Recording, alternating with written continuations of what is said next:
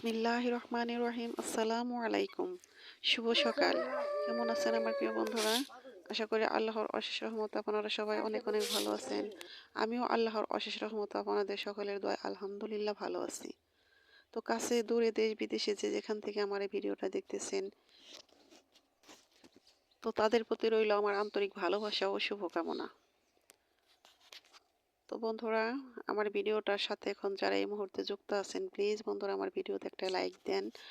একটা লাইক দিয়ে আমার ভিডিওটা কন্টিনিউ করেন।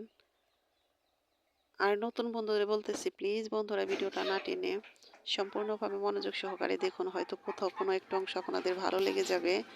যদি ভালো লেগে যায় তাহলে নতুন বন্ধু হয়ে আমার পাশে থাকতে পারেন। তো অনেক সকাল থেকে আজকে এই ভিডিওটা শুরু করেছি, তো দেখতেই তো পেলেন। অনেক সকালে আমার মামি ধান সিদ্ধ করতেছে। তো এগুলো আমন ধান বলে। তো ধান সিদ্ধ করতে অনেক সময় লাগে।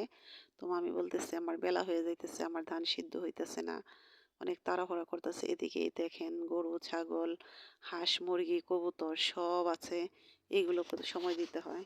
আমি অনেক মন খোলসা মানুষে অনেক কথা বলছিল আর এই কাজগুলো করছিল, আর আমি সাথে সাথে ভিডিওগুলো করছিলাম। এই তো দেখেন, এই যে কতগুলা ছাগল, একটা ঘর সুন্দর, অনেক সুন্দর করে একটা ঘর দিয়েছে। সে ঘরের ভিতরে সব রাখে, গরু ছাগল সাথে হাঁস মুরগিও রাখে। তো আমার খুব ভালো লাগতেছে, আমার মন চায় এরকম একটা যদি ঘর দিয়ে এরকম হাঁস মুরগি কবুতর সব একসাথে লালন পালন করতে পারতাম, তাহলে হয়তো অনেক ভালো লাগলো। গ্রামের এই পরিবেশ আমার কিন্তু খুবই ভালো লাগে। তো এসব নিয়ে কাজ করতে আমার খুব ভালো লাগে, কিন্তু দুঃখের বিষয় এর কোনোটাই আমার শ্বশুর বাড়িতে নেই। তো সামনে আশা আছে যে আল্লাহ পাক যদি বাঁচিয়ে রাখে তাহলে হয়তো এই সমস্ত, মানে আর কিছু না করলেও গরুর একটা খামার করব, এই আশাটা আছে মনে। তো আপনারা সবাই আমার জন্য দোয়া করবেন, আমার মনের আশাগুলো যেন পূরণ হয়। তো মামির সাথে সময় দিয়ে এসে তারপরেই তো শাকগুলো ধুয়ে নিতেছি। এই শাকগুলো আমার খালাতো ভাইয়ের বউ পাঠিয়েছিল। ভাবি অনেক ভালোবাসে আমাকে। তো আমি যে শাক পছন্দ করি সেটাও জানে। অনেক শাক আমার খালার যে ক্ষেত করেছে, খেসারি শাকের মধ্যে নাকি এই শাকগুলো উঠেছে। তো আপনারা এই শাককে কী বলেন জানি না। তো আমরা এই শাককে গোটা শাক বলি। তো শাকগুলো রান্না করেছিলাম। এখানে কিন্তু দেখা যাইতেছে অনেক শাক, কিন্তু রান্না করার পর একদম অল্প হয়েছিল, সেটাও আমি আপনাদের সাথে শেয়ার করব।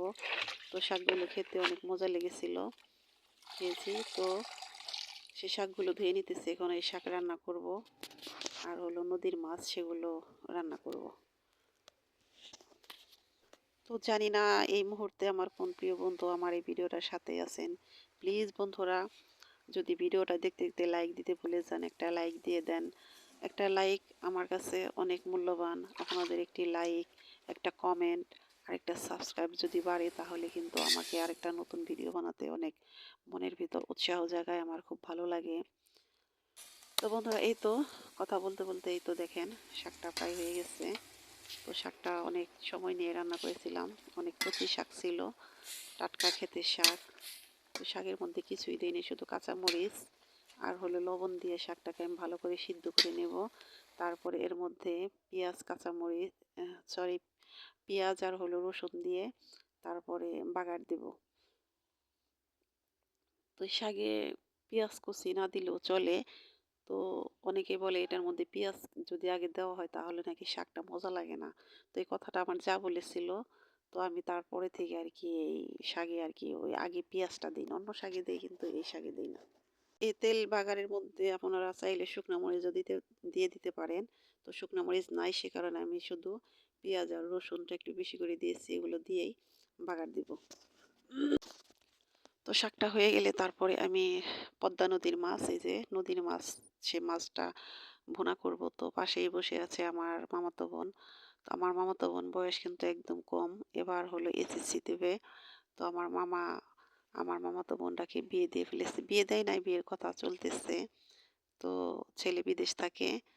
তো মামাতো বোনের মতের বিরুদ্ধে কাজটা করেছে, কিন্তু আমার মামাতো বোন সে ছেলের সাথে একটা কথা বলে না। তো সে বাড়ি থেকে এসে আংটি পরিয়ে গেছে, তারা খুব আদর করে, কিন্তু ও সেগুলো কিছুই মনে করে না, ও কথাও বলে না। আজ পর্যন্ত সে ছেলের সাথে একটা কথাও বলেনি। ছেলের ছবি আমি কত বললাম যে ছেলের ছবিটা দেখি, ওর মোবাইলে একটা ছবিও নাই। এ যুগে নাকি এমন মেয়েও আছে। তো অনেক ছোট, সে কারণে বুঝতে পারে না। তো এগুলা নিয়ে মামা-মামি অনেক দুঃখ প্রকাশ করতেছে। বলতেছে, "তুমি একটু বোঝাও ফরিদা।" তো অনেক বুঝাইতেছি। আমার সাথে, সাথেই থাকে সবসময়। কিন্তু এ কথা যদি বলি ও কিছুই বলে না, চুপ করে থাকে। তো এই তো দেখুন আমার শাক রান্না কমপ্লিট। শাকটা কত সুন্দর হয়েছে।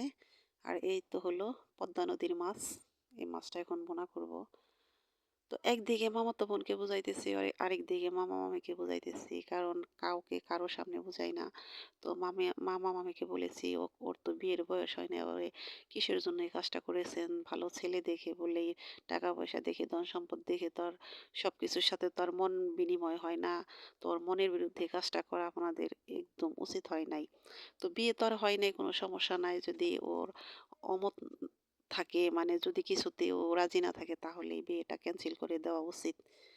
তো মামি বলতেছে আমার একটা মেয়ে, আমি ওর সাথে আর জোরাজুরি করব না, কিন্তু মামা তো ছেলে মানুষ, সে তো আর ওই মামির মতো করে বুঝে না। তো মামিকে বলেছি যে মামাকে ভালো করে বুঝাইবেন। তো এভাবে আর কি চলতেছে, মানে সবকিছু মিলে কেমন যেন একটা অশান্তি কাজ করতেছে। তো মামাতো বোনের মুখের দিকে তাকাইলেও ভাল লাগে না, আবার তাদের কথা শুনলেও ভালো লাগে না। তো ভুল তো দুজনেরই হয়েছে। তো আমি, আমার মামাতো বোনের নাম হইতেছে মিমি। তো ওকে বলতেছি যে দেখো মিমি, বিয়ে কিন্তু করতেই হবে দুদিন আগে আর পরে। কিন্তু ও কিছুতেই ওই ছেলেকে হয়তো পছন্দই করে না, এরকম আর কি আমি বুঝতে পারছি। পছন্দ করতো তাহলে তো আর এরকম হয়তো না। মানুষ না দেখে না চিনে তারপরও ফোনে রিলেশন করে, বিয়ে হইতেছে কত, আর এটা বাড়ির কাছেই। তো আমার মামাতো বোনটা অনেক লক্ষ্মী, দেখে পছন্দ করেই নিছে। এক বাপের একটা ছেলেই, ওই ছেলের বাবাও বিদেশে মারা গেছে। একটা বোন আর একটা ভাই। তো ছেলেটা তোর জন্য পাগল, শুধু মেসেজ করে কিন্তু ওর কোনো রিপ্লাই নাই, কোনো কথা নাই। মানে ইদানিং খুব, মানে ঝামেলা চলতেছে। তো জানি না শেষ কোথায় কি হবে, কার মনের আশা পূর্ণ হবে, কার হবে না, বলতে পারতেছি না। তো জিনিসটা আমার কাছে খুব জটিল মনে হইতেছে। তো যত যাই করতেছি না করতেছি এগুলো নিয়ে বেশি ভালো লাগতেছে না। তো আমি, আমার এখানে আসার এটাও একটা কারণ যে আমি বললে নাকি মিমি রাজি হবে। তো আমি আমার এত ছোট বোনটাকে কি করে বোঝাই আপনারাই বলুন। তো অনেক ছোট মানুষ অতভাবে বুঝে না, আর ওর মন হলো আসল, ওর মন চায় না, সেটা সেখানে কারোকে জোর করা যাবে? তো এটাই মামা মামিকে বোঝাইতেছি, এখন দেখি কি হয়। তো দেখেন দুপুরবেলায় যে রোদে বসে আছি, মামা তখনটা এখনো গোসল করিনি, বলতেছি যে গোসল কর যায়। গোসল করতেছে না, বসে বসে ওই একই গল্প একই আলাপ। তো ওর সামনে যদি এই আলাপ গল্প করি তাহলে কিন্তু কিছুই বলে না, চুপচাপ থাকে।